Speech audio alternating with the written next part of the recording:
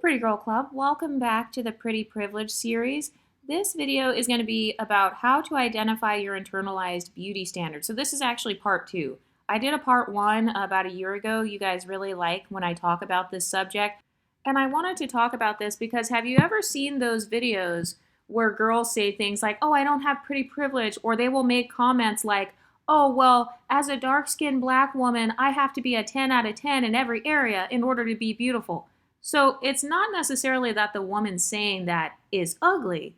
It's more so that she just doesn't meet her internalized beauty standard. So that's what's creating these limiting beliefs. Like, oh, I have to have perfect makeup, perfect hair, perfect weave, perfect nails. That's because that's her beauty standard.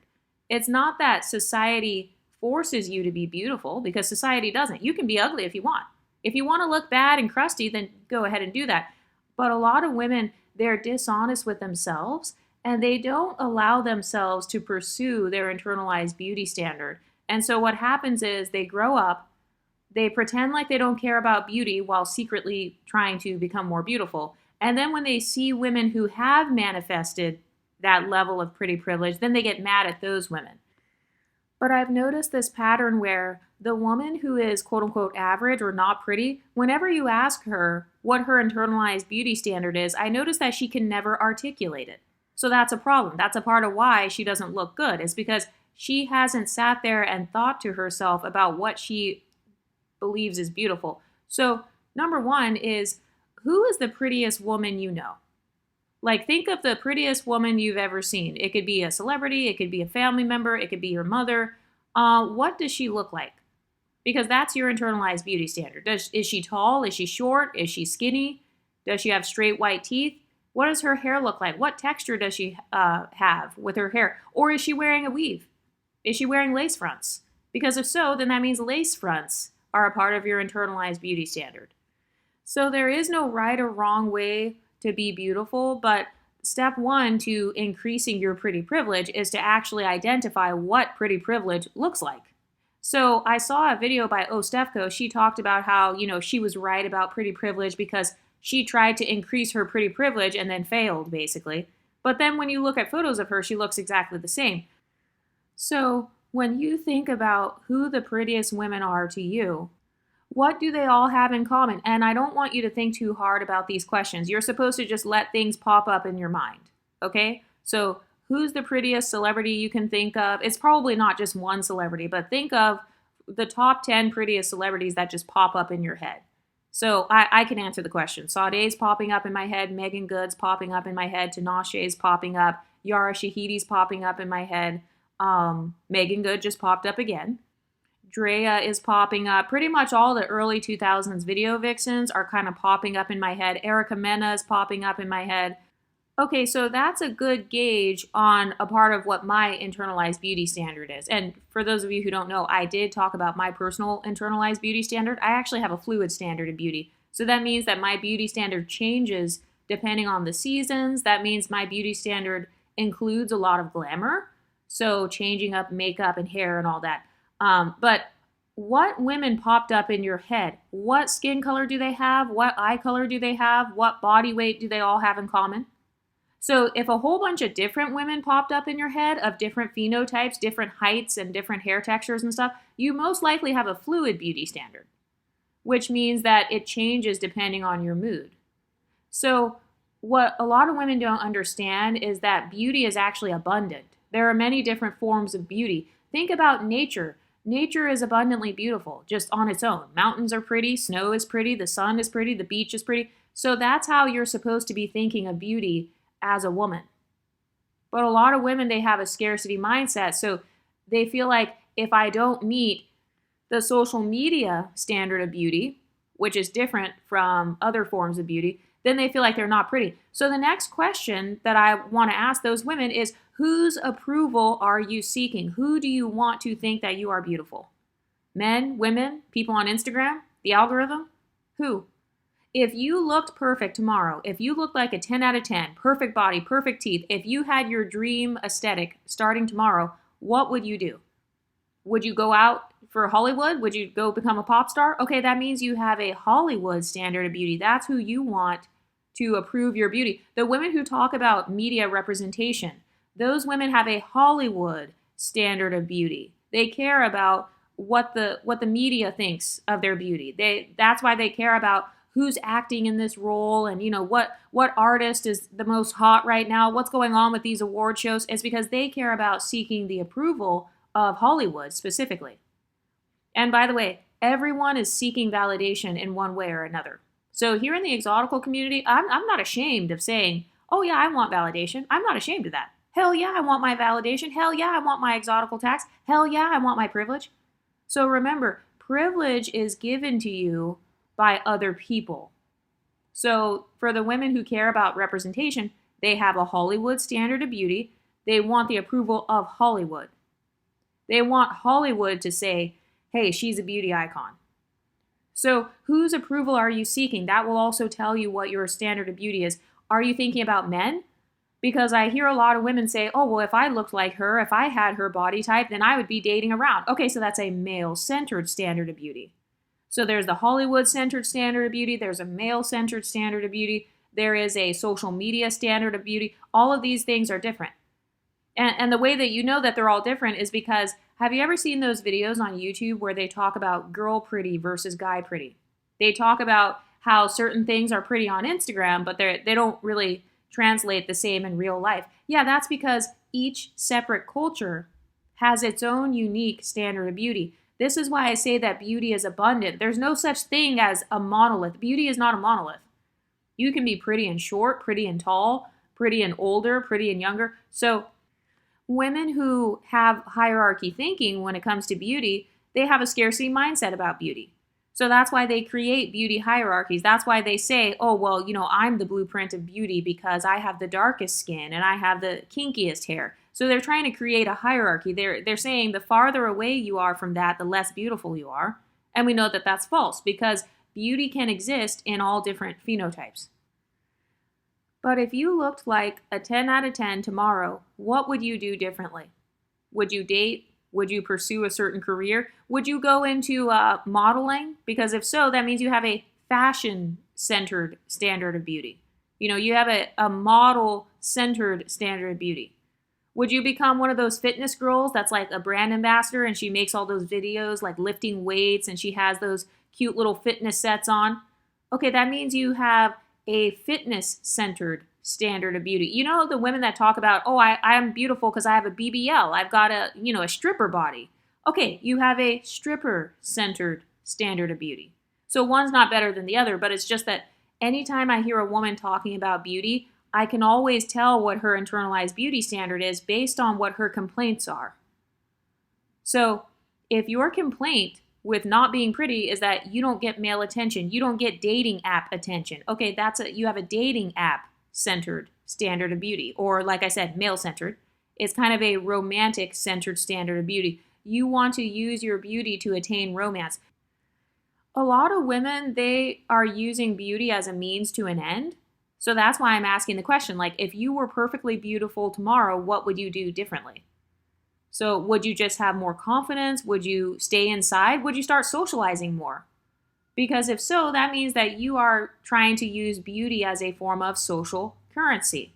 And I talk about that on this channel. Beauty is a form of social power. So for some women, they want their beauty to attract power. Look at the girls who, they don't date broke men. They don't date average men. They only date athletes. They only date the sugar daddy types. They only date NBA, NFL players. Okay, those women are using beauty as their social currency. So they have an NBA-centered standard of beauty. What do all the athletes like? What do the NFL players like? Okay, that's an NFL-centered standard of beauty. So however you answer the question, that tells me what your beauty standard is. A lot of the women who complain, they complain because they don't fit the wealthy culture's standard of beauty, because what they'll say is, oh, all the guys I attract are guys that have no cars. So again, it's a male-centered standard of beauty, but I would say it's a wealthy man-centered standard of beauty. Or the women who say, oh, I'm pretty because, my boyfriend's white. Okay, that's a white male-centered standard of beauty. So in order to attain whatever type of pretty privilege you want, you have to answer some very difficult questions. Why do you want to be pretty? Why do you care? Why do you care about being pretty? Like in my case, I can answer. The reason I care about being pretty is because I enjoy the social power. I enjoy all the opportunities that I get from it. I enjoy the fact that I can flex it if I want to. It does build my ego in a way. So everybody has an ego. I'm not ashamed to talk about that. So yes, it can satisfy kind of some of my ego desires. I enjoy using beauty as a form of revenge instead of hurting people. I don't fight with people. I don't engage in violence or whatever. So I like to use my beauty as a sense of revenge, like having a revenge body. I also feel like beauty helps me to have access to easier streams of income. So one of my affirmations is that I get paid to exist. I get paid to exist. I don't have to try. I don't have to work hard. I get paid to just wake up and just show up. So beauty helps me attain that because think of all the pretty like influencers and stuff. They're getting paid just to put on their makeup. That's something that women do for free every single day. So they're getting paid to exist. They get paid to put on makeup. They get paid to do TikTok dances. They get paid to try on new clothes and stuff. So that's something that I've always wanted to do. So you have to kind of discern what your beauty goals are. And there is no wrong answer. There is no hierarchy. I don't believe in the concept of right and wrong when it comes to beauty. Like, oh, you're just trying to be beautiful so you can get attention. The people that shame women, like, you're wearing those tight leggings to the gym because you're just trying to get attention. You're just trying to do a thirst trap on Instagram. That's why you're posting a picture where your body looks good. And it's like, okay, you just want her to hide. Just admit you don't like that she is visible. You have a fear of being seen, so you're trying to project that onto her. Oh, and by the way, that's another one of my beauty goals. It's visibility. I get guaranteed consistent visibility, guaranteed consistent micro validation because I understand how society works. Society worships beauty. You can be a terrible person and be beautiful and you'll still have fans. Look at Chris Brown. Look at Rihanna. Look at Beyonce. People say that those celebrities have done some terrible things in the industry, but they still get worshipped partially because of their attractiveness. So for some of you guys, your journey with beauty is you want to be able to get away with more things. So for example, when I saw a clip of a woman saying, oh, I have to have perfect hair, perfect makeup, perfect skin just to be beautiful. Well, for me personally, a part of my internalized beauty standard is I want to get away with still being considered beautiful without perfect nails and makeup and wigs. But in order to identify what your standard of beauty is, ask yourself, whose approval did you seek the most growing up regarding how you looked? Is it your parents? Did you want them to think you're beautiful? Is it the Black community? I've noticed for most monoracial Black women, it's usually the Black community that they were seeking validation from. For some people, it's Black women that they want to think they're beautiful. Like I've seen some Black women that have a Black woman-centered standard of beauty. So they want other Black women to think they're beautiful. And then I see some women where they want Black men to think they're beautiful. So generally speaking, I would say the trend is more that they want more Black women to find them beautiful. That's why you see them kind of copying each other's makeup and like beauty trends or whatever. So that's something to think about. Whose approval did you seek the most? Who did you want to think you were the prettiest? Was it other Black women when you were growing up? So your mom, your grandma, your sisters? Because a lot of women who have traumas, their traumas came from the disapproval of their mothers. So that's another thing you can think about. What are your biggest beauty traumas? So have you ever been called ugly or, been made fun of for your appearance to the point where you remember it 10 and 15 years later? Because if so, that's a beauty trauma. Okay, so generally speaking, whoever gave you the trauma, that tends to be who you center your beauty standard around when you grow up. That's why you have a lot of women, they have a whiteness-centered beauty standard because maybe they experienced racism. And so now their form of taking their power back is, oh, well, now I want these same white men to think I'm beautiful. Okay, so for some of you guys, your beauty standard came from a place of trauma. I mean, I'm not judging. I'm just saying that is something to think about. Who called you ugly? Who said you weren't beautiful? Who said you weren't good enough? Who rejected your beauty growing up? Because it could be tied to what you think is beautiful now. Did you get made fun of for being fat? Because, if so, that could make sense as to why you think that being skinny is your beauty standard. Because maybe you experienced social rejection for being fat. Another thing, too, is what beauty traits did your family or your community praise the most? So did your family praise dark skin the most? Okay, then that makes sense that your beauty standard is dark skin. That's you have a family-centered beauty standard. Did your family praise light eyes, blonde hair, mixed people, light-skinned people? Because if so, that influenced your beauty standard. So there's nothing wrong with the different types of beauty, but you do want to be able to pinpoint why you think a certain thing is beautiful and why you want to seek after that, because it helps you to overcome cognitive dissonance. So what I see happening is there are a lot of women who want to be beautiful. So for example, have you ever come across women who secretly want a BBL? It's so funny. I've seen this so many freaking times on YouTube. I don't even have, I have no ass at all. But when it comes to BBLs, I don't get so triggered by women that have BBLs because I'm not jealous of a BBL. But I've noticed that there are actually some women, usually they're kind of like church women or like traditional women, they literally get ticked off when a woman has a BBL. They literally get pissed off when she has a boob job. Or the women who get pissed off about lip fillers and like makeup. Have you ever been around the makeup Nazis where they're like, she's not even pretty, she's just wearing makeup. Those aren't her real lashes. She got her lashes done. She had to pay $200 in order to be cute. She's not naturally cute. Well, that's actually more of a sign of envy because whatever type of beauty triggers you, did you know that is tied to your internalized beauty standards? So a lot of women, they get triggered because they secretly wish that they had the courage to have that type of beauty. But they are too scared to change themselves. So that's where I start to get into beauty limiting beliefs. So what are your beauty limits? What are your beauty boundaries? That's what I called them when I first started talking about that on this channel. Because for some women, their beauty boundaries actually stop them from having pretty privilege. So for example, if you convinced yourself that you are body positive and that, being obese is beautiful, well, obviously you're going to have cognitive dissonance if you start losing weight. So that's why you see a lot of fat influencers hiding it when they're losing weight, or, they're secretly on Ozempic. They can't just be who they are and just admit, hey guys, I just want to lose weight. I don't want to be obese. They can't do that because they try to convince themselves that, they have to be body positive. So they feel like it's morally wrong to seek after the weight loss. That's why they're hiding it. So that's another thing. Do you have a certain set of morals when it comes to beauty? So for example, the women who shame BBLs, makeup, tight clothing, bikinis, whatever, those women have a modesty-centered standard of beauty. So that's why they shame women who are not modest, because they feel like it is immoral to be beautiful and immodest. You're going against, God's will or whatever. They feel like that's morally wrong. There are some people who feel like makeup is morally wrong, surgery is morally wrong, wearing lashes, contacts, lipstick, whatever it is, showing cleavage, it's morally wrong. So that's another thing that you want to ask yourself too when you're identifying your internalized beauty standard. Is there any type of beauty where I secretly kind of wanted it, but I just never went after it because I felt like it was morally wrong? And by the way, the modesty talking point, that's true for me. So that was something where I used to get triggered because I grew up very modest and from a modest type of background.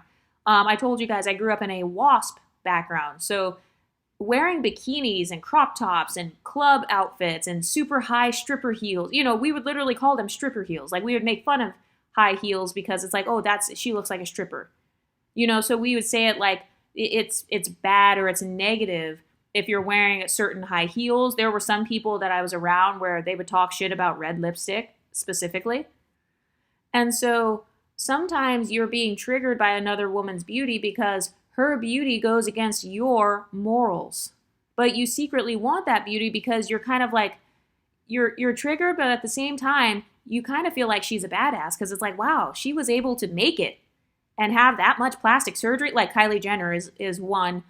She triggers a lot of people. Same thing with like the Kardashians in general because they've had so much surgery. A lot of people feel like plastic surgery is morally wrong. So that's why they get so ticked off that the Kardashians are considered beautiful while simultaneously having surgery, because it goes against that mindset of beauty is a monolith or there's only one pathway to beauty.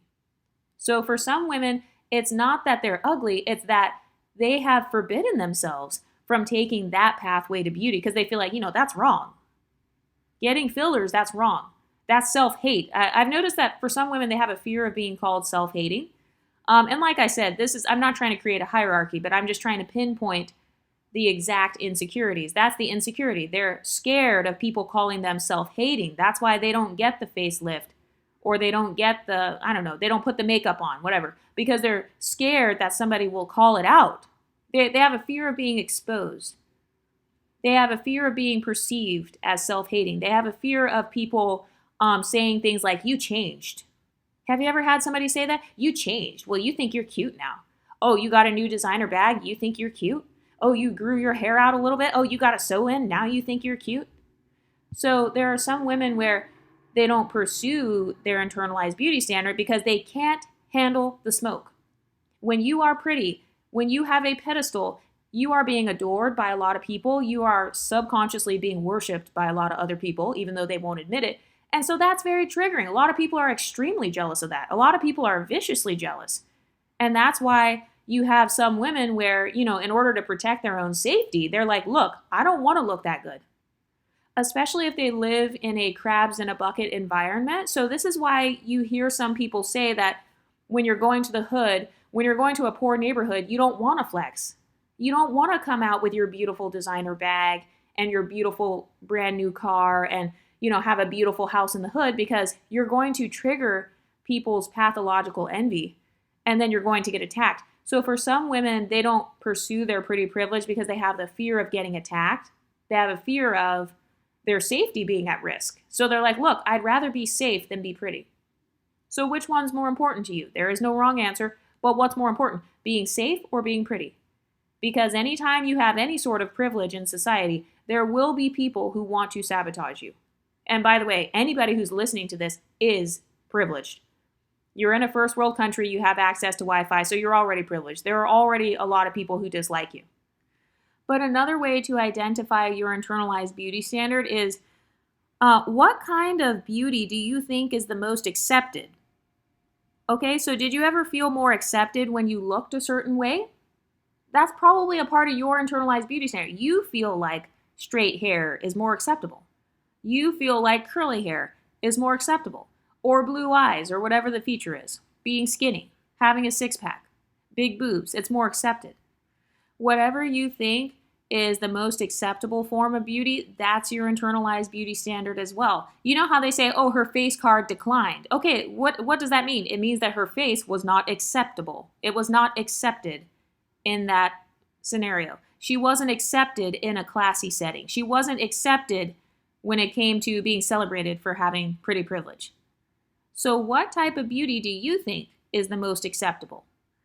Number 5, what celebrities, influencers, or fictional characters shaped your idea of beautiful? So who do you watch on YouTube? Who do you watch on TikTok? Whose makeup videos do you click on? Whose hair videos do you click on? Whose wig videos do you click on? Anything in regards to beauty. You know those vlogs where it's like, this is my maintenance day, or I went to the salon. Who do you click on the most? Do you click on white girls? Do you click on big girls? Do you click on Hispanic girls? That's your internalized beauty standard. So by now, we're about 20 minutes in. A lot of you guys should be pinpointing your internalized beauty standard. Maybe you notice an overarching pattern. Maybe you notice that all the women that you think are beautiful, they're natural beauties. So maybe they were born with their particular beauty. For others, you're noticing that you like the glamorous beauty. So the makeup, the girls that do the pretty makeup and they have their lashes and their acrylics on and all that. And then for some of you, you haven't noticed a lot of consistencies, which means you probably have a fluid beauty standard. I noticed that seems to be common if you have maybe some sort of diverse family background, or, maybe your mom and dad look different. Maybe you and all of your siblings look different. So like in your household, maybe they didn't praise one particular phenotype because you guys all had different phenotypes. Number 7, what kinds of faces and bodies do you save, repost, or admire the most on social media? So on all your little secret Pinterest boards that you don't let anybody see, all of your phone screenshots, go through your screenshots right now. All of your inspo pics, when you go to the salon and say, oh, I want my hair like this. Oh, I want my nails like this. Oh, I want my makeup like that. That's your beauty standard. That's your beauty standard for makeup. That's your beauty standard for nails. It's whatever types of nails you save on Pinterest. If you save all the sparkly ones with the charms and the rhinestones, that means that your beauty standard in terms of nails is having charms and rhinestones. Another thing that can help you pinpoint, and this is going to be offensive, but who do you think is ugly? Think of the most unattractive person you've ever seen in your life. Think of the top 5 most unattractive, most repulsive men or women you've ever seen. What did they look like? Why were you so repulsed by them? Did they smell bad? Were they obese? Did they have skin issues or something? Were their teeth yellow? So the opposite of that would be your standard of beauty. Because generally speaking, when you're trying to pursue pretty privilege, basically you don't want anything to look ugly. So you're running away from ugliness. You don't want your teeth to look unhealthy and unhygienic. So that's why you're whitening them. That's why you're brushing them. That's why you're flossing them. So think of the top 10 most unattractive people you've ever seen. What did they look like? Why did you find them ugly? And by the way, everything we're talking about here, it's nobody else's business. So you don't have to go around telling people, oh, I think that so-and-so is ugly, or, this is my internalized beauty standard. People are going to see what your internalized beauty standard is anyway. All I have to do is look at your Instagram. That's your internalized beauty standard, whatever you look like on your Instagram. So if you filtered yourself to where your nose is thinner, okay, you like thin noses, you like keen features. If you made your lips and nose bigger, you like broader features. You like a more full nose, more full lips. So there is no such thing as being able to hide your internalized beauty standard long term. People are going to see that anyway. But in terms of your pathway to get there and why that's your beauty standard, that's nobody's business. It's nobody's business because beauty is personal. Your beauty orientation, you know how they talk about sexual orientation, your beauty orientation, that is your personal business. So you don't have to explain to other people, oh, I chose to put on makeup today because of this. No, you don't have to explain yourself because beauty is not about seeking approval. It's about self-approval. It's about you meeting your own internalized goals. Another thing, too, that will reveal your internal beauty standard, when you were a child or a teenager, whose beauty did you get jealous of or triggered by? So sometimes you may not have full-blown jealousy. Sometimes maybe you're just triggered. So when you were in middle school, who were you jealous of in terms of beauty? Was it Sarah? Why were you jealous of Sarah? What did Sarah have that you didn't have that you secretly wanted? Was it her complexion, her hair texture, her being a cheerleader? So kind of that feminine beauty privilege? Kind of like her beauty archetype. That's more of her beauty archetype as opposed to something she was like born with. So maybe it's her being a cheerleader, her being a pageant queen. So it's kind of like this aura of femininity around her beauty. Who were you jealous of?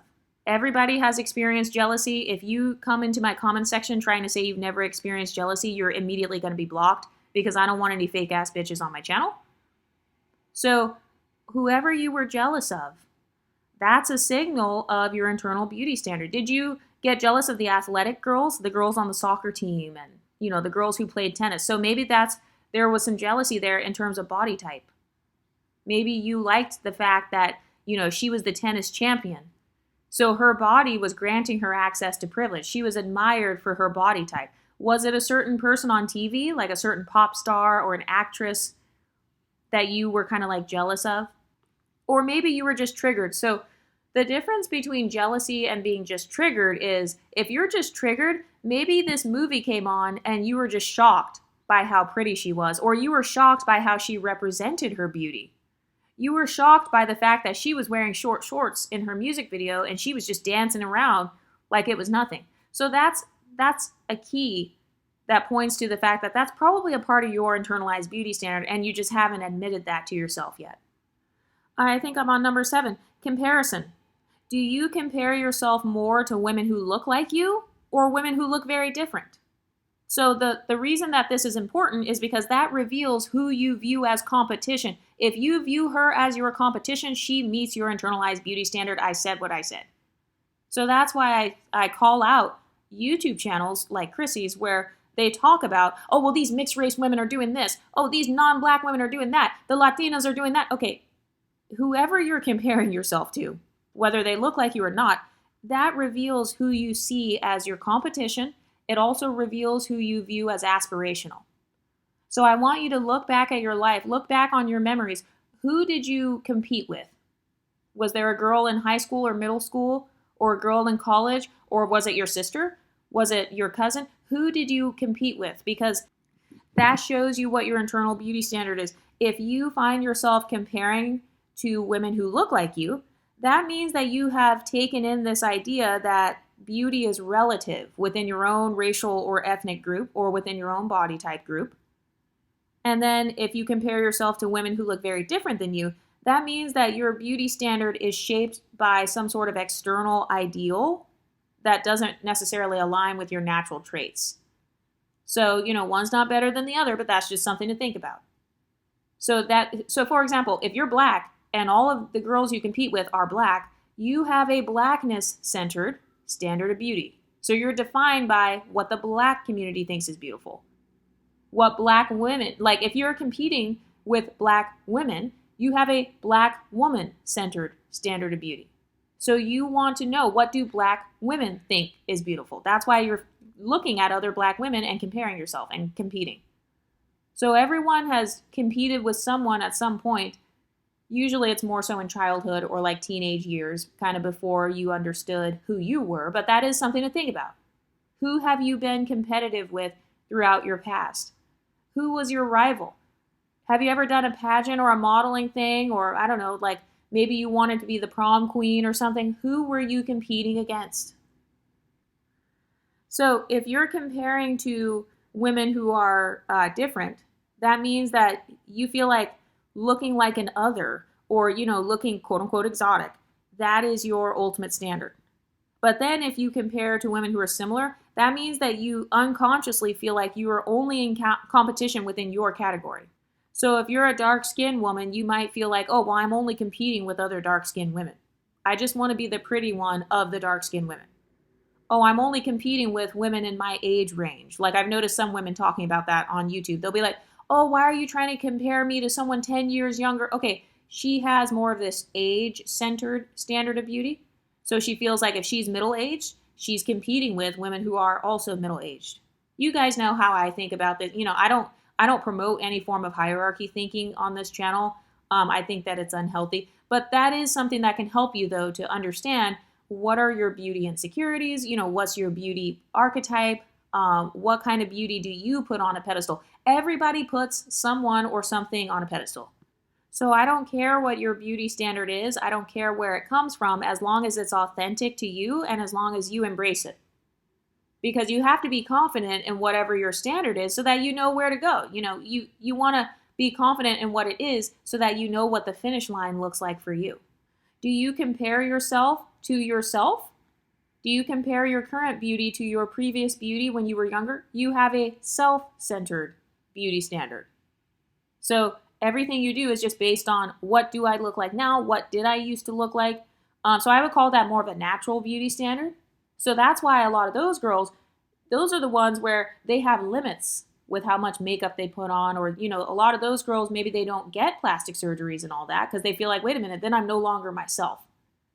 So that's why you hear some celebrities talking about that, like, oh no, I could never get a nose job, or I could never do this because I'm no longer myself. Yeah, she has a self-centered standard of beauty. And then the women who do get the surgery, sometimes they'll be like, oh, it's because I'm always on camera, or because I'm in Hollywood. Okay, Hollywood-centered standard of beauty. So the goal is not to judge yourself.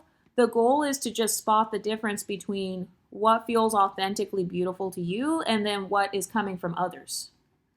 So, and that's okay. If you are influenced by other people, that's fine too, because, everybody has external influences. Number 8, when you purchase makeup, clothes, or do your hair, who are you copying? Are you doing a trend? Are you just making it up as you go? Are you making up the hairstyle as you look in the mirror? Or is there some sort of inspo for that style? Have you watched tutorials? Because that also shows what your standard is for hair, for makeup. Also, number 9, what flaws do you fixate on that your culture or the media says are ugly? What flaws do you think you have, and why is it a flaw? Like in my case, I can name some of mine. Like one of mine is acne. That's a flaw, in my opinion. So that's a flaw that I have fixated on. And I felt like it was undesirable because it did not meet my internalized beauty standard, which is really a combination of social media beauty, Hollywood beauty, video vixen beauty, kind of this baddie aesthetic, this doll aesthetic. So if all of the images that I see and that I'm saving in my phone are women with smooth skin, it makes sense that I feel like I am not meeting my internal beauty standard when my skin is not smooth. But do you see how easy it was for me to articulate that just in front of thousands of people? Because I don't actually care. It's not hurting me to be vulnerable in front of other people. I don't have a fear of being exposed. But if you cannot admit what you consider to be your own personal flaw, then you're not going to be able to achieve your internal beauty standard because you don't know what to fix. Because if you're lying to yourself, most women who say, oh, I'm perfect, I'm a 10 out of 10, and then they're like obese or whatever, they're actually lying to themselves. And by the way, I am not saying that I agree with red pill people. Like, you don't have to go and announce your insecurities. You definitely don't have to go publicly and say, oh, I'm a 3 out of 10. But just privately, whenever you are seeking your pretty privilege, you do want to be able to pinpoint what you feel like your flaws are and why it's a flaw so that you can work on it. Number 10, do you feel less worthy or less feminine if you do not meet certain standards? For example, body size, hair type, hair texture, hair length, the clarity of your skin. Does any of that stuff make you feel less feminine or unkept? Because remember, your standards of what's ugly, that shows you what you think is beautiful. So if you think that nappy hair is unkept, that means that you think silky hair is beautiful. Because whatever you think is ugly, that means the opposite of that would be your beauty standard. So if you're calling people ugly who are white, then that means you think blackness is your beauty standard. So then, I better not see you dating anybody white then, because, that means you think he's ugly. Another thing too is masculinizing versus feminizing. Are there any features or racial qualities that you consider more masculine or more feminine? That's another thing to think about. Oh, I feel like he looks masculine because of his square jawline. There are women with square jawlines. Are they masculine? That's just something to think about. Do you feel like any features or qualities make someone appear more feminine? That's your internalized beauty standard. So if you think that being petite and skinny and dainty looking looks more feminine, well, that's your beauty standard, is being petite and skinny and dainty. So nothing wrong with any of them, just you want to be able to pinpoint it though. Number 11, what features do you secretly love about yourself? But maybe you try to hide those things because they are not the standard. So for example, in my case, I love my body shape.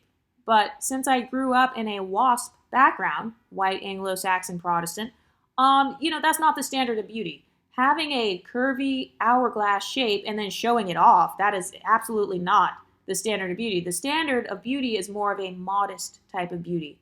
So think of the 1950s aesthetic, slightly longer dresses that are not tight, not these tight dresses, maybe form-fitting, a little bit flowy. So do you have any features where you secretly love those features, but maybe you felt scared to show them off? So that reveals your internalized beauty standard, but it also reveals that you have cognitive dissonance. It's the fear of being seen. It's a fear of being seen. It's a fear of breaking the rules. You cannot attain pretty privilege by following all the rules. Just want to put that out there. So, that's why there are women that always feel like they're behind. Oh, I have to do my nails. I have to do my hair. Yeah, because you're following rules. Who told you that you have to do a lace front? Who told you that you have to do your nails? You're following all these rules that may or may not apply to your internalized beauty standard. I don't follow any beauty rules that don't align with how I want to look. So for example, if it's the summertime and I want to go blonde, there are a lot of women who don't like blonde hair. They think it's ugly. Okay, but that's not my internalized beauty standard. I don't want to have dark hair 24/7.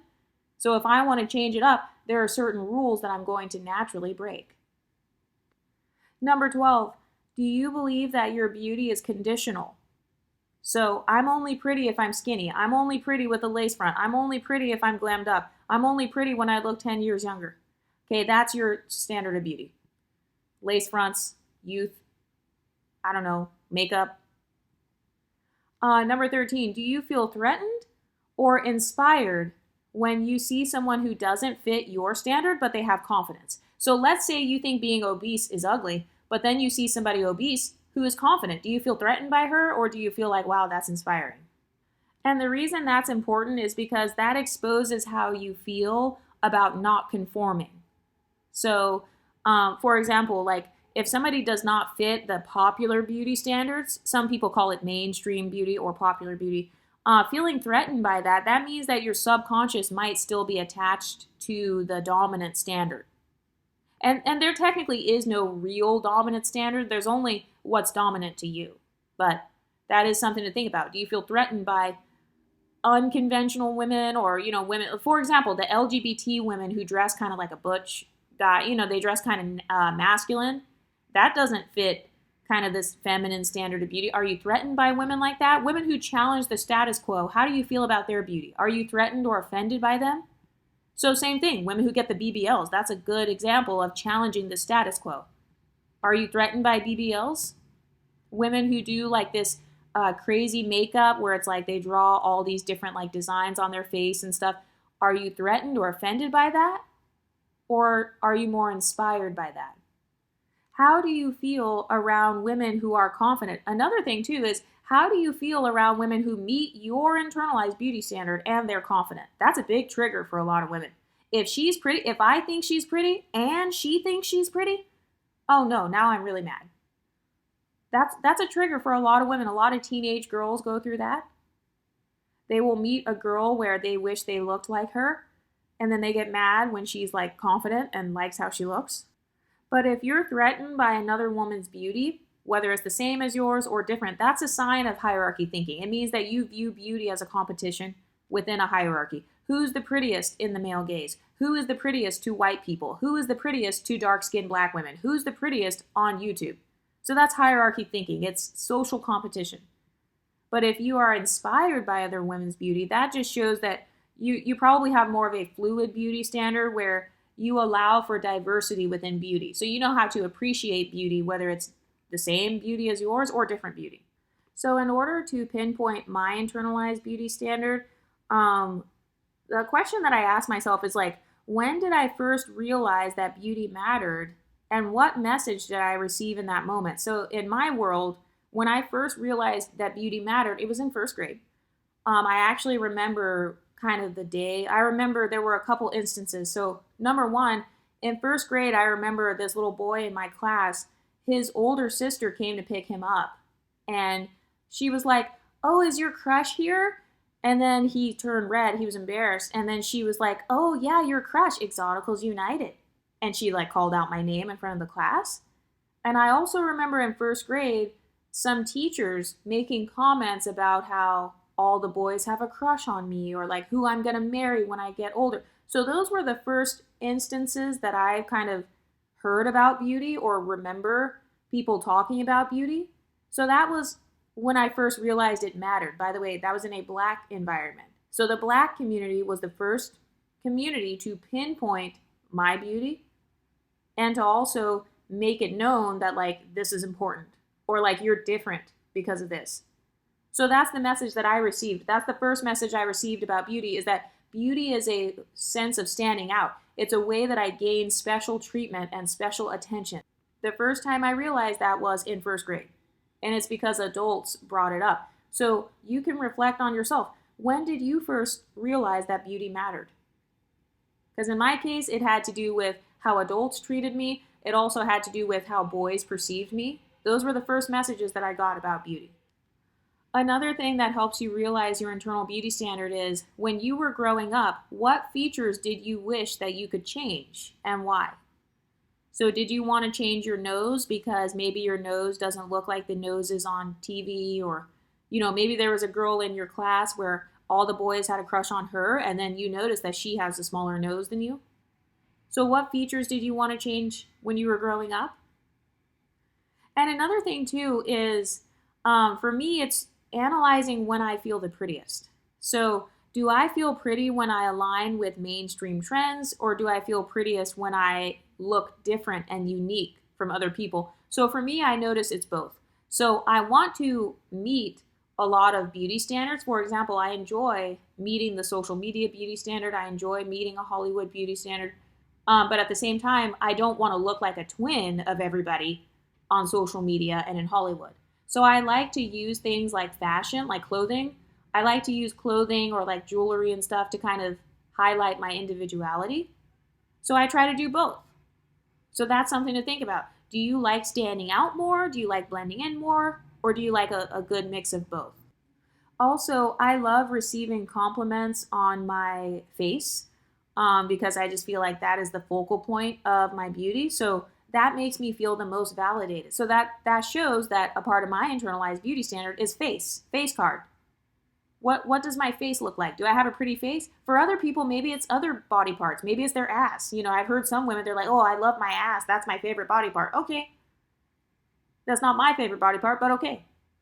So one's not better than the other, but where do you feel the most validated? When people compliment your face, your eyes, your lips, your teeth, eyebrows, cheekbones?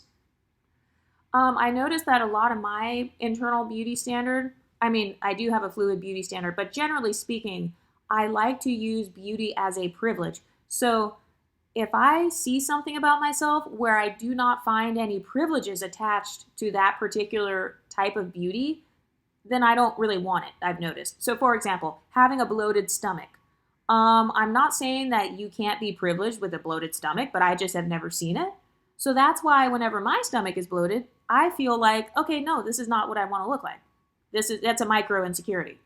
I'm like, no, I want my stomach to be flat because I personally have witnessed more privilege with people who have a flat stomach versus people who have a giant stomach. So for me, I've noticed my beauty standard, some of it revolves around things like social climbing, having social power, observing society and how society treats women with a bloated stomach, a big giant stomach, versus women with a small stomach. Whichever one I feel can get me better treatment in that moment, that's the one that I tend to like better in that moment. And I have no problem admitting that. So, that's a good way to pinpoint what your internal beauty standards are. So that's why I don't feel guilty when I work out. I don't feel guilty for weight loss because I never viewed being chunky like that was never my goal, if that makes sense. Everybody has beauty goals. They just don't tell you. They just lie and pretend like they don't, but in reality, they do. But something that helped me to kind of develop more of a unique version of beauty too is shifting the focus from external beauty to like my personal preference. So for example, what makes me feel beautiful without trying? So in my case, it's my skin, my skin complexion. I love my skin complexion. I don't give a fuck what anybody thinks. I have a gorgeous, neutral undertone, smooth skin, not too warm, not too cool. I can kind of change my makeup to make it look a little more cool or a little more warm if I want to. So I love my skin's depth. I love how I have brightness in my skin, but I also still have a little bit of depth. And, if I want it to be darker, I can tan. So I enjoy that. That's something that makes me feel gorgeous without trying. So if you have a certain feature or a quality about yourself that makes you feel gorgeous without trying, you want to pinpoint that and highlight that. Is it your eyes? Maybe you have really pretty eyes, a beautiful eye shape, a beautiful eye color. Maybe you have naturally full eyebrows. You have beautiful eyebrows. You want to emphasize those. I personally love my eyebrows as well. I get a lot of compliments on my eyebrows. I know that's random, but yeah. So what qualities make you special? Just naturally. That's something that can help you in terms of developing a little bit more individuality if you want to. Something else I try to think about too is what colors and what textures, what fashion and makeup styles make me feel like me, regardless of what's trending. So like in my case, I love fuzzy sweaters, anything that's soft material. So not so much jean, because that's kind of rough feeling. But I love anything soft, like fuzzy materials, even like a lacy material, something silky. I love like just soft textured clothing. That makes me feel like me. I love when I put on a beautiful shirt or a dress and it just sits against my skin. It feels great. Like that's something that makes me feel beautiful. So what textures make you feel pretty? Is it your actual hair texture? That could be a thing too. Maybe you like the actual texture of your hair. You like that your hair is fluffy and poofy. Or maybe you like that your hair is silky and fine and straight. You like that your hair is heavy. It swings down back and forth. Your ponytail swings naturally when you're walking. Maybe you like stuff like that. Those are all things that you can start to highlight, and it can make you feel more beautiful and more like unique in comparison to others. Another thing that I like about myself, I like the fact that I have actual beauty skills. I actually enjoy studying beauty just for fun. Like I told you guys, I literally, if I could, I would be a lash tech, I would be a nail tech, I would be a hairstylist. I just like the study of aesthetics just in general. So that's another thing that can make your beauty stand out. It's having that creativity privilege. It's having a gift. And I talked about this in the Patreon. If you spend more than 2 hours on a particular beauty thing, that's not just looking beautiful. You have a gift at that point. Okay, so the girls who spend 6 hours on their nails, okay, you're a whole nail tech at that point. So that's a different level than just, oh, I painted my nails in the car for 2 minutes. So any aspect of your beauty where you find yourself spending hours on it, maybe you get lost, you lost track of time while you were doing your hair. You lost track of time while you were styling your wigs or while you were doing your little roller set or whatever. Okay, that's a sign that you have more of a gift in that area. So that's something that helps your actual pretty privilege because you're willing to invest time and you actually have a talent at making yourself look aesthetically pleasing. So that is definitely something that can help you, and also you can save money because you can do your whole entire maintenance routine at home. Something else I like to think about too is, when do I feel the most beautiful? Is it when I'm alone in the mirror? Is it when I'm dressed up socially?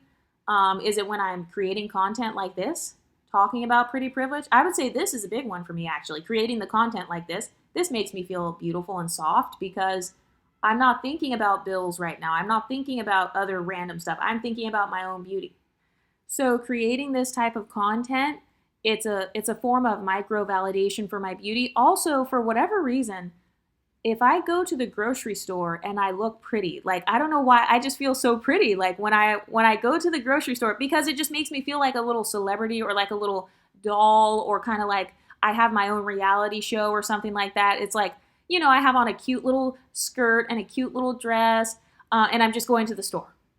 That makes me feel very beautiful. So what makes you feel glamorous? Is it when you're pretty at work? Is it when you look cute at the gym? Maybe you're one of those girls where you actually get a better workout when you have a cute little gym outfit on.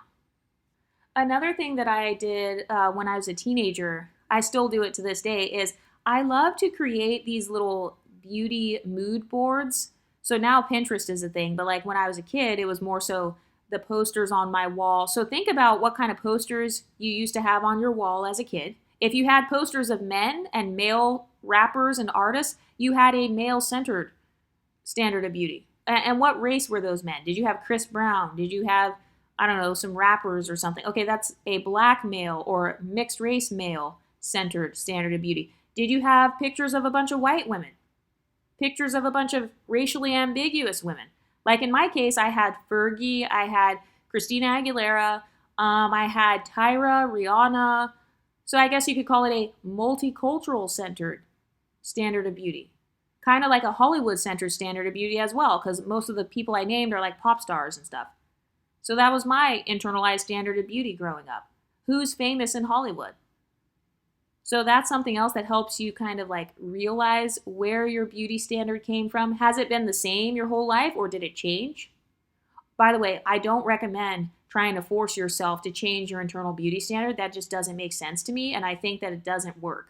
That's similar to telling a gay person, oh, just try to change whatever it is. Oh, you're wrong for liking a man and being a man, so like you should just try to change it. Okay, that's going to be very difficult. I feel the same way about your beauty orientation. Remember how I talked about sexual orientation? Now I'm talking about beauty orientation, because oftentimes your standard of beauty, it's not always just brainwashing. Usually there's a part of you that you see in that pop star. That's why you liked her as opposed to all the other pop stars. So for example, actually I'll use Fergie as an example. Part of why I liked Fergie so much growing up is because I loved the diversity in her singing voice. Every song that I heard from Fergie, she sounded different. So I liked the fact that she could kind of like blend and change her voice depending on the aesthetic of the song, or depending on like if it was a soulful song versus a pop song versus like kind of rapping, or like with the Black Eyed Peas and all that. I liked that. So she had a fluid identity when it came to her vocals, and I know that she had a bad performance and all that, but that's just me admitting that there was a part of myself that I saw in her. So telling women that, oh no, all your beauty standards are just brainwashing. You're Eurocentric. You just worship white people. No. A lot of times children connect with a certain artist because there is an aspirational part of themselves that they enjoy about that artist. So like in the case of Rihanna, I liked that Rihanna, she was really good at makeup. When I was growing up, I remember Rihanna always had the cutest lipstick colors. I remember trying to do my lipstick, like looking up what lipstick color did she have on, and then, then I would go buy the purple lipstick. I got the haircut just like her, the little bob or whatever. So that's what I liked about her. So oftentimes, regardless of the race or skin tone of whoever you looked up to as a child, part of why you looked up to them or their beauty had something to do with your own identity that was already there. You were already born with certain beautiful qualities. You were already born with certain inclinations. So if a certain pop star or actress triggered that for you, that just means that you probably had something in common with them. And maybe you were suppressing it. So maybe you became jealous of that person. But it doesn't mean that you don't have any of the same qualities as them, because you probably do. Another thing I like to think about is which women inspire me because of how they carry their beauty. So not necessarily that they look like a certain standard, but because of how they carry themselves. Lauren London is popping up, Sade is popping up, and Alicia Keys is popping up. The reason those three pop up for me is because those three never over-sexualized themselves. I can't think of any nude videos where Sade was she has no clothes, or she's being super sexy like a bombshell. Like Beyonce is more who I think of when I think of a bombshell, kind of sexy or whatever.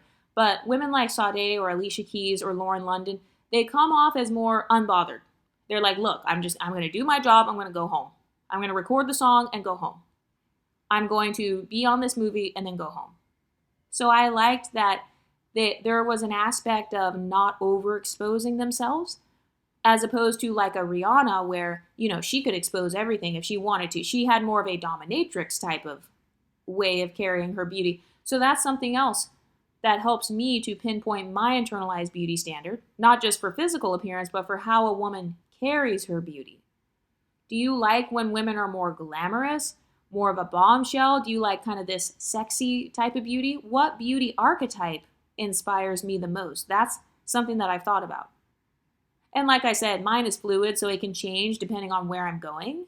So for example, I talked about this on the Patreon. By the way, be sure to join the Patreon if you want more in-depth analysis on the different beauty archetypes. But I'm thinking of the 90s fine aesthetic. I feel like that is a black male-centered type of aesthetic. So there's nothing wrong with that, but I just noticed a lot of the women they use, those are women who were in 90s movies with black men, where they dated the black men, or they're women from music videos starred in by black male rappers. So if you're if you want the male gaze, then you can do a certain beauty aesthetic. That's how I do it. If I want the male gaze, I will do a certain type of beauty that day. If I want to be taken seriously, like I'm in a professional setting, I will do more of a professional type of beauty. If I want to just be carefree, almost like a hippie type, then I will wear a different type of outfit. So that's how I like to carry my beauty. So are there any women, not just a celebrity, but maybe your family members, maybe your mother, your sister? Are there any women in your family where you liked how they carried their beauty? I know for me, like my sisters and my cousins and stuff, I always liked how they carried their beauty in terms of hairstyles. My sisters, they always had the most unique hairstyles, like all the women in my family. I had women in my family doing twist outs and braid outs before that was even a thing. So they didn't do it the same way that they do it, though, on the YouTube videos. I noticed on YouTube videos, they tend to do the flat twist, almost like a cornrow type of thing. But yeah, I have family members where I liked how they carried their beauty in terms of hair, or maybe in terms of clothes, or in terms of their hair accessories. I remember asking some of them, oh, can you do my hair just like how you did yours? So what women growing up, who did you ask to do your hair? Who did you ask to do your makeup? Was it your friend in high school? What did she look like? What did her makeup look like? That's your standard of beauty in terms of makeup. Have you ever gone to a makeup counter and before you get your makeup done, you look add everybody's makeup there, and then you choose who you want, or maybe you choose based on skin complexion, whose skin tone is the most similar to me. I know that's what I've done. I've done that like every time. I will look and compare, like, okay, what kind of makeup do I want? Okay, I like her eyeshadow. Okay, she has a similar skin tone to me, so yeah, let me ask her if she can test out this foundation, or, if she can match a color. But another way that I create my own beauty standard is by asking myself, if men didn't exist, how would I look? How would I express my beauty? If women didn't exist, how would I express my beauty? Is it the same or is it different? Like, that's part of how I knew I had a fluid beauty standard, because for me it's different. If men didn't exist, my beauty would be more like, think of an actual princess, like literally childish, like I would literally be dressing very childish all the time. So when I say childish, what I mean is, think of kawaii styling, think of these puffy dresses, think of like peasant clothing and puffy sleeves and like flowers on everything, flowers in my hair, no eyeliner, no smoky eye or anything, more glitter, more shimmer.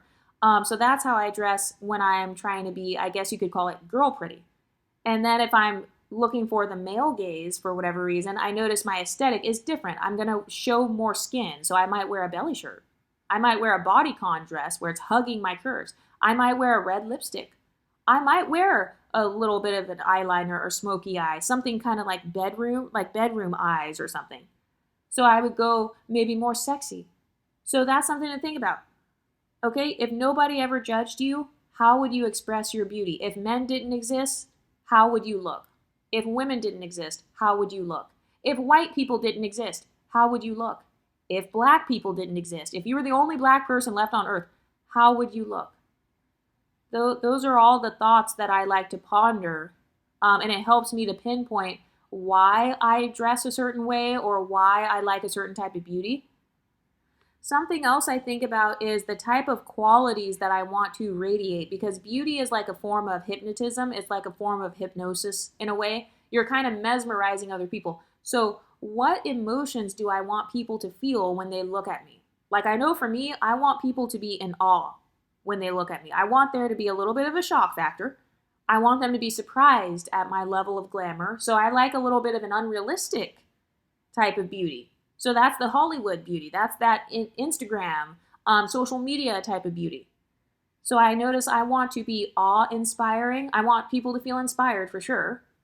I want people to feel a sense of shock, because that's what being stunning means to me. I do want people to be slightly stunned a little bit. So that's a part of my beauty archetype that I like. So what qualities do you want to radiate? Do you want to radiate softness, femininity, luxury? Do you want to radiate mystery? Do you like that mysterious type of aesthetic? So I'm thinking of like Aaliyah, her hairstyle where part of her hair is over her eye, kind of covering part of her face. You like kind of this low-key type of beauty. Maybe you like the trench coats and you like wearing all black. So what kind of beauty qualities do you want to radiate? That tells you what your beauty archetype is. Do you like to be sensual? Like the women who do have the BBLs, they wear the strappy, bikini tops and stuff. I'm thinking of Miami, the city of Miami. So a lot of women have that, or even like Los Angeles, kind of the fake tans or whatever. Do you want this sensual type of aesthetic where your skin is glistening? I notice that's very popular in the black community as well. They love the body oils.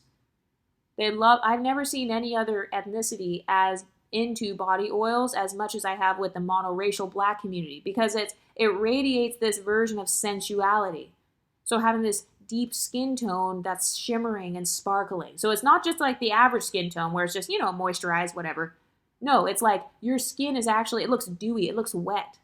It has a wet look. So your legs literally have a wet look. So maybe you like that beauty archetype, this sensual, seductress type of vibe.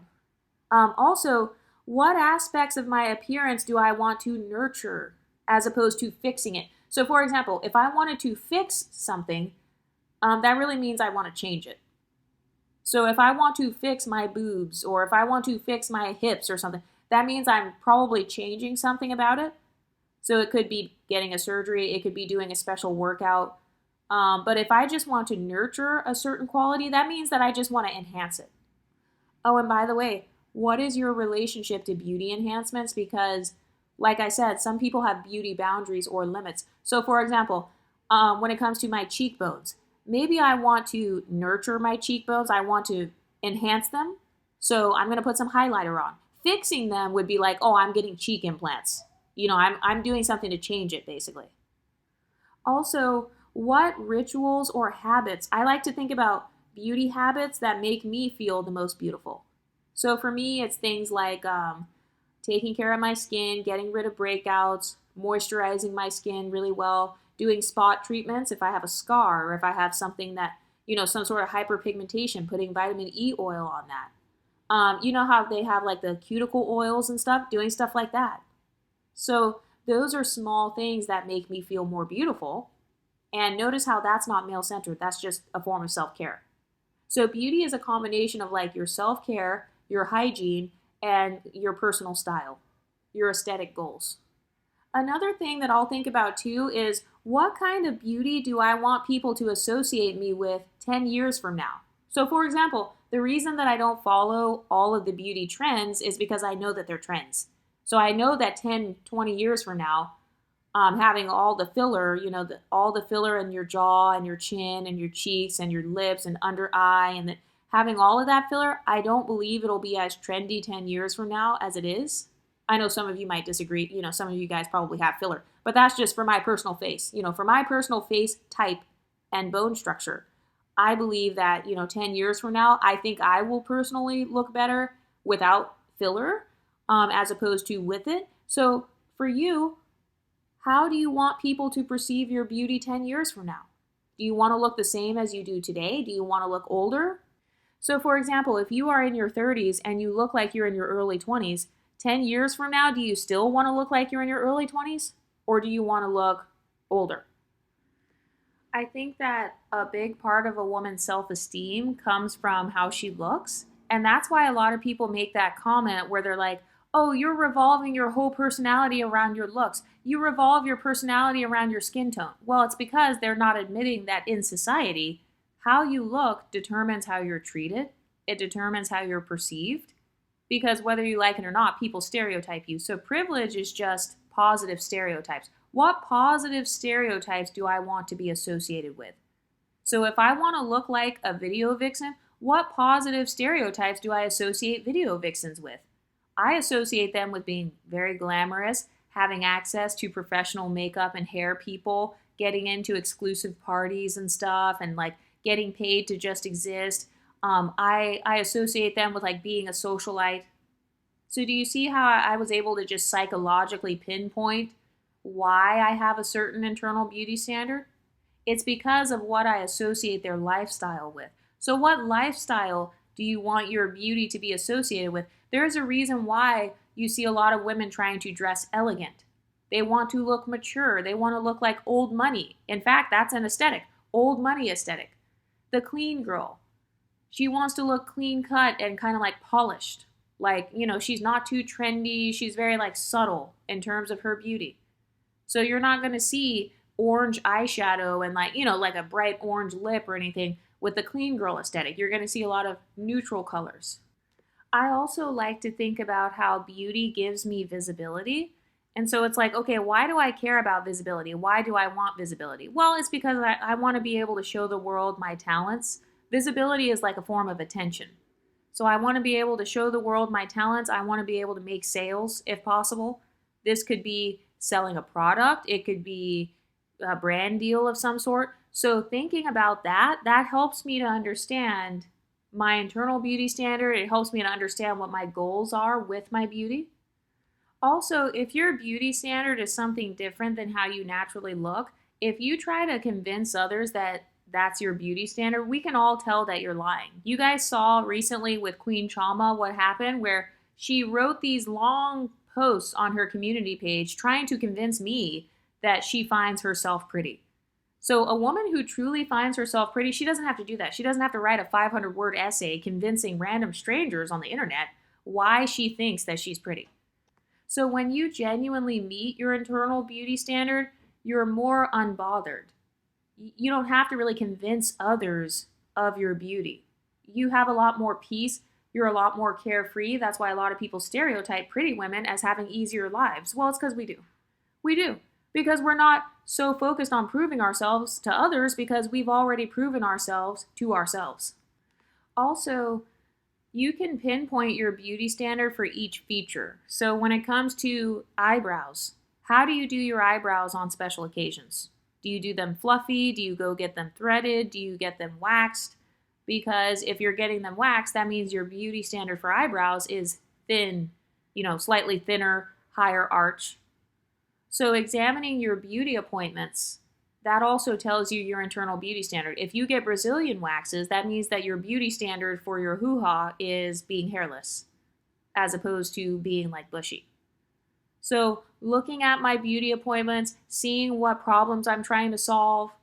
If you get facials, that means your standard of beauty in terms of skin quality is smooth, clear, bright skin with no marks. So not having wrinkles and stuff. That's your beauty standard for skin. But what do you ladies think? Let me know in the comment section and I'll talk to you next time. Stay pretty, ladies.